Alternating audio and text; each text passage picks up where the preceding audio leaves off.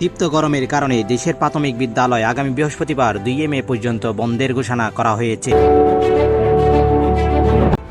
সোমবার 29 এপ্রিল প্রাথমিক শিক্ষা মন্ত্রণালয়ের সিনিয়র তথ্য অফিসার মাহবুবুর রহমান তুহিন এই তথ্য নিশ্চিত করেছেন।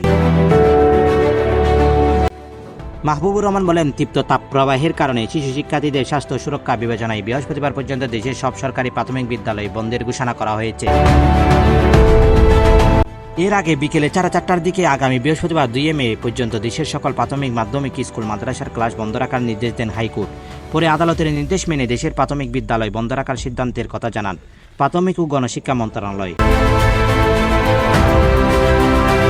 প্রতিবেদনটি তুলে ধরেন মোহাম্মদ জাহাদুল ইসলাম জিসা, আনু প্লাস নিউজ ইন্টারন্যাশনাল, ঢাকা।